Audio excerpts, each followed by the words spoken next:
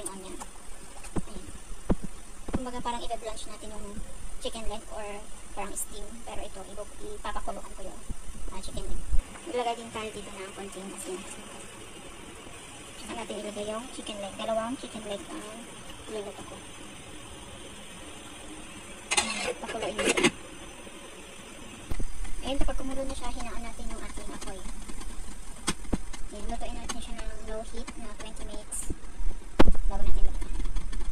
Habang nagpapakulo tayo, prepare natin yung other ingredients. Ayan, tapos na ang 15 minutes, turn off na natin yung apoy. Kaya mga natin siya, i-rest natin siya ng 1 minute dyan bago natin i-ahon ang chicken leg. Ayan, meron tayong naka-prepare na cold water, yung malamig.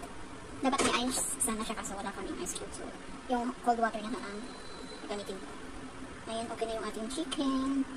Kaya naman, ilagay natin sa malamig na tubig.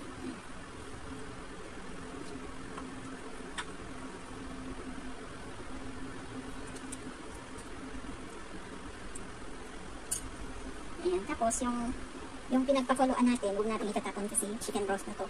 So, gagamitin ko yan mamaya para sa soup. Ayan. Ayan, palamigin lang natin, tsaka natin himay-himayin yung ating chicken legs. So, ayan, ito na yung other ingredients natin sa ating chicken leg. Meron tayong parsley. Ito yung singkamas. May singkamas. May cucumber. Carrot. Sesame seed. Ayan yung spring onion. Ito yung ating hinimay na chicken legs. Ayan, ito yung dalawang chicken legs. Ayan, hinimay na.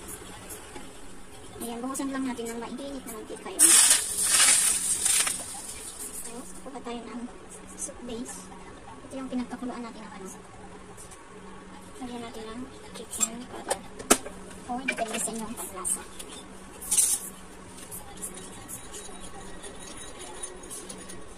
Ayan, ayan. Pag haluhaluin na natin yung ating ingredients. Ayan, yung chicken. Yung chicken leg. Yung singkamas. And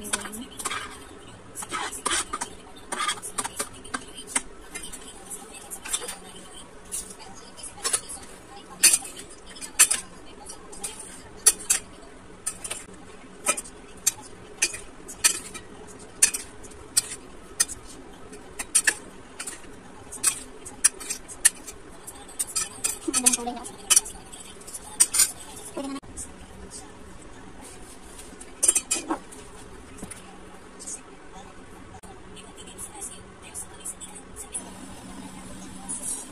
Tingnan natin yung pag-ilo ka natin.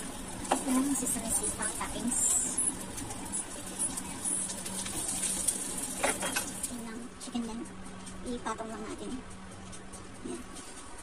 Inilipat natin sa serving plate yung chicken.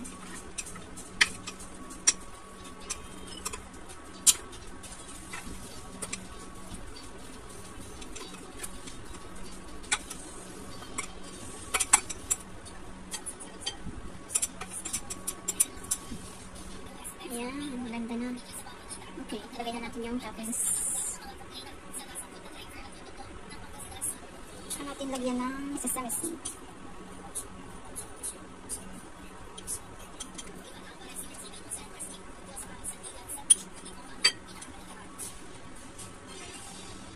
Ayan,